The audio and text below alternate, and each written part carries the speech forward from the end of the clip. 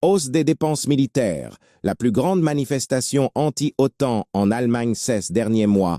L'Allemagne a été le théâtre d'une vague de débats houleux et de controverses politiques sans précédent dans l'opinion publique depuis la fin de la guerre froide. Au cœur de ces discussions se trouvait la question des dépenses militaires, qui s'est intensifiée dans le contexte de la guerre en Ukraine, du regain de tension entre la Russie et l'Occident et de la redéfinition concomitante des stratégies de défense en Europe. Cependant, la scène ne s'est pas limitée aux décideurs politiques ni aux couloirs du Parlement.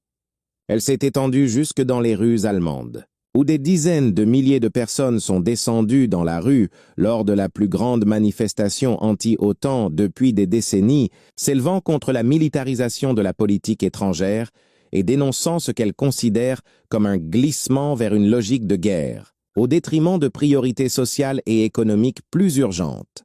Ce texte narratif et analytique vise à analyser en profondeur les dimensions de ce phénomène en partant du contexte historique de la politique militaire allemande, puis en examinant la position de l'Allemagne au sein de l'OTAN, en identifiant les causes immédiates de la récente vague de protestations populaires et en analysant leurs implications à long terme, tant sur le plan national qu'européen et international.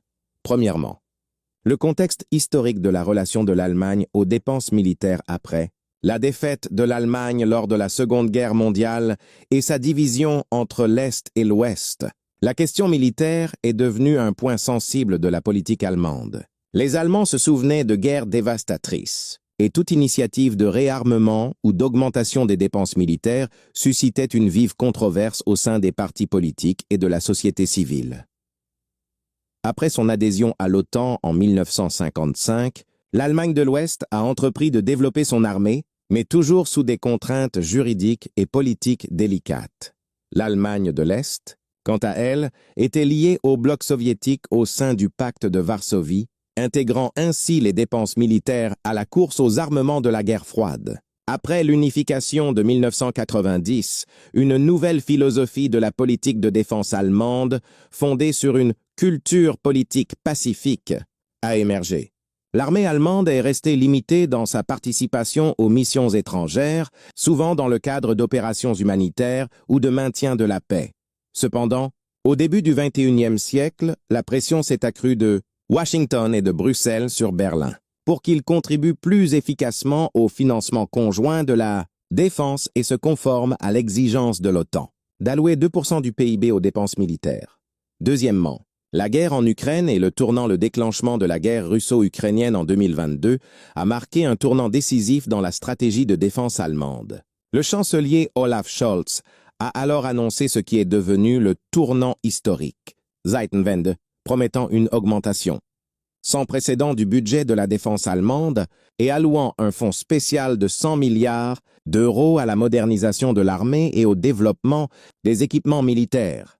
Cette mesure a été présentée comme une nécessité existentielle pour faire face à la menace russe et assurer la sécurité européenne. Mais cela s'est rapidement transformé en conflit interne, les opposants estimant que le gouvernement soumettait l'Allemagne à la logique de l'escalade militaire plutôt qu'à la négociation et à la diplomatie.